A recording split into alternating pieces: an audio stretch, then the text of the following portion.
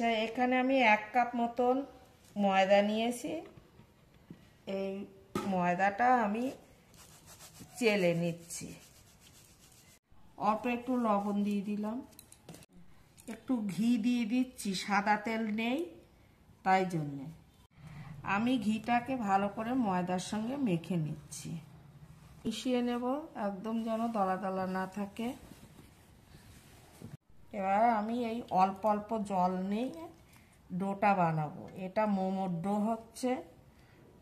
ডোটা আমি এইভাবে বানিয়েছি, দেখো খুব শক্তও না আবার খুব নরমও না। আমি এর থেকে বড় বড় লেচি কেটে নিচ্ছি আগে। আচ্ছা, প্রথমে আমি এখানে একটু চাকতিতে তেল লাগিয়ে নিয়েছি, এখানেও তেল লাগিয়ে নিয়েছি। এবার এইটাকে আমি রুটির মতন বেলে নেব। দেখো এই গোল করে নিয়েছি, রুটি অত প্লেন করার দরকার নেই। এবার আমি বাটি দিয়ে মাঝখানে বসিয়ে এরকম ঘুর দিলেই একটা লেচি বেরিয়ে আসবে। এই দেখো, এখানে মাংসের কিমা আমি পেস্ট করে নিয়েছি। আজকে একটু মোমো বানাবো, তা দেখে নাও এর মধ্যে আমি কি কি দিচ্ছি।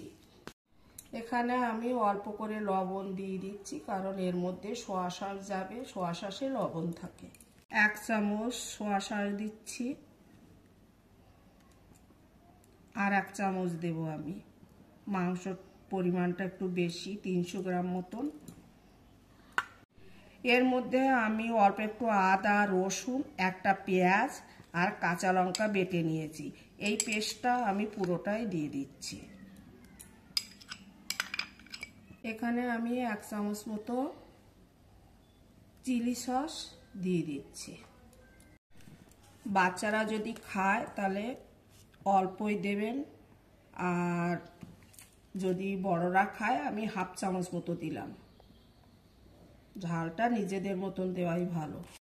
এবার এটা ভালো করে ম্যারিনেট করে আমি ফ্রিজে 2-3 ঘন্টার মতো রেখে দেব।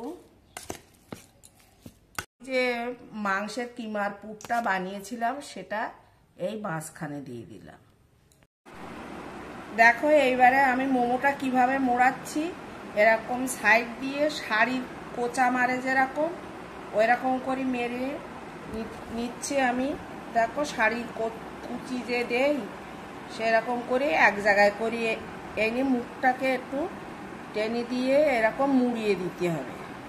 মুড়িয়ে দিয়ে এরকম চেপে দিলেই মোমোর শেপ আসবে। মোমোর স্টিমার যদি না থাকে তাহলে বাড়িতে এরকম ফুটোওয়ালা এরকম বাসন যদি থাকে তার গায়ে একটু তেল লাগিয়ে নেবে ভালো করে। এবার মোমোগুলো আমি এখানে সাজিয়ে দিচ্ছি।